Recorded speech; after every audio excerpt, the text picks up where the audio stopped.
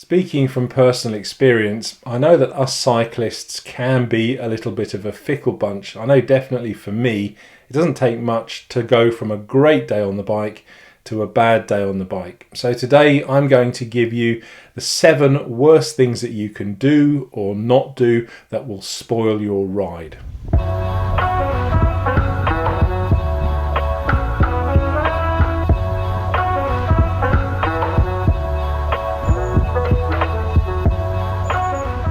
Top of this list has to be not checking the weather forecast before you leave the house.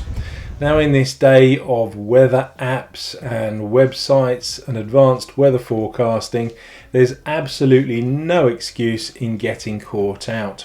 And I'm not just talking about the weather for your country or even for your region. Nowadays, there are weather apps that will tell you what the weather's going to be in the specific area where you will be riding your bike.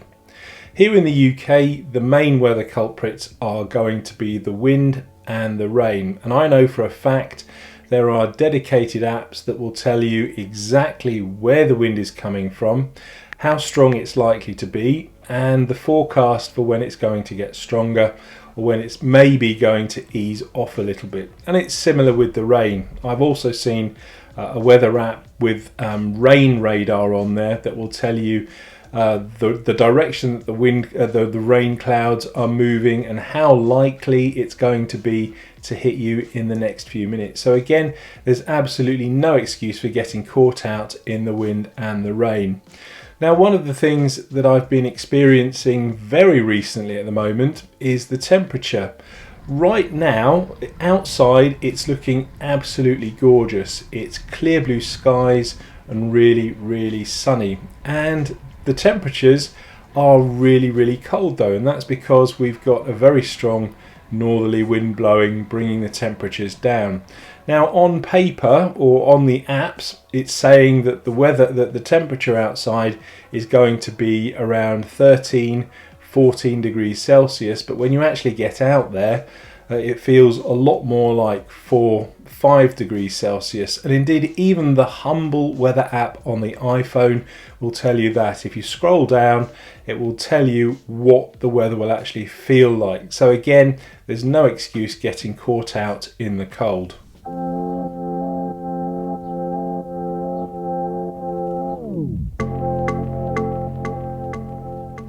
So how many times have you been out on your bike, you've been riding for half an hour or so, and then you've suddenly needed the toilet? And yes, we've all been there, and we all know how uncomfortable and inconvenient this is. And when it happens, you've got 2 choices. You can either try and ignore it and push on, hoping that it goes away, and sometimes it does.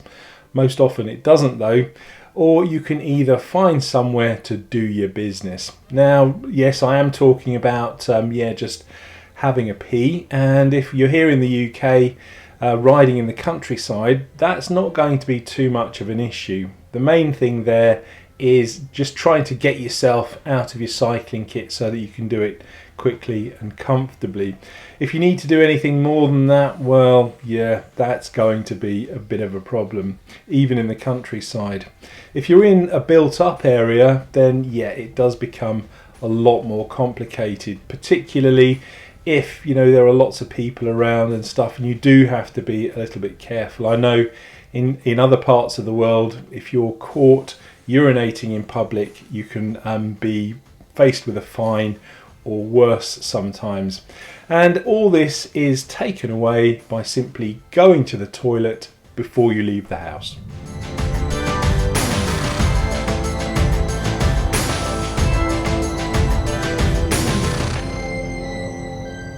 Another thing guaranteed to spoil your ride is not allowing enough time for it. And I've certainly been there on more than one occasion with this one. So let's, for instance, imagine that you've got something you need to do at 12 o'clock and you go out at 10:30 thinking, yeah, I've got an hour and a half to do my ride. So you've immediately restricted where you can ride. And then also what you're going to do is basically stress out all the way around on your ride, thinking, well, am I going to get home in time to be able to shower and get ready and do the thing that I need to do? Put into the mix there a puncture or some sort of mechanical and things really start to get complicated. So again, all you need to do is just allow far more time than you think you will actually need for the ride that you're going to do.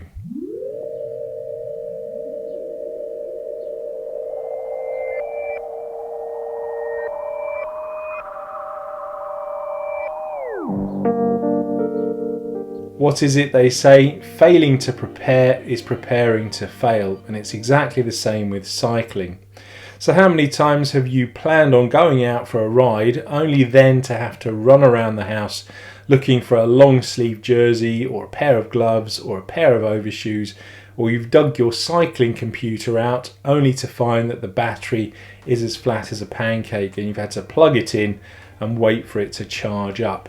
If you plan all of this in advance, get all of your kit ready, get all of your equipment ready as well, lay it all out so you know where it is, it's all to hand, it will make your ride go just that little bit smoother. And how many times have you gone out, got on the bike and suddenly remembered that there's a last minute piece of maintenance that you need to do? So for instance, fixing a flat or adjusting the headset. Doing all of these maintenance tasks just before your ride will stress you out beyond belief. And all it takes is just remembering that they need to be done and doing them a day or two in advance so that your bike is completely roadworthy when you need to ride it.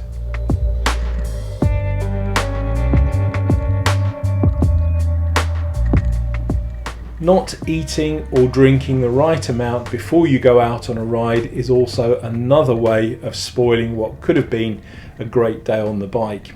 If you eat too much, you run the risk of feeling very heavy and sluggish on the bike.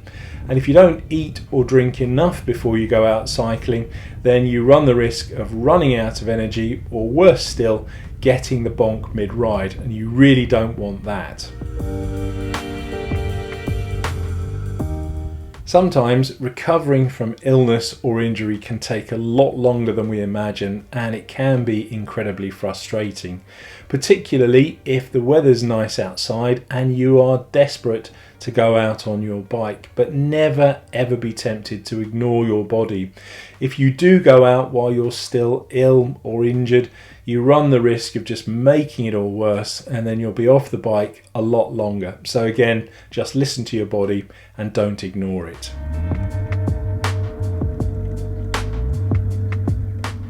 I suppose the main takeaway from all of this is that it doesn't take a great deal to turn what you think is going to be a great day on the bike into a bad day on the bike. But then, having said that, it doesn't take a huge amount of effort to give yourself the maximum opportunity to enjoy your ride. All it takes is a little bit of common sense, a bit of thought, and a bit of preparation.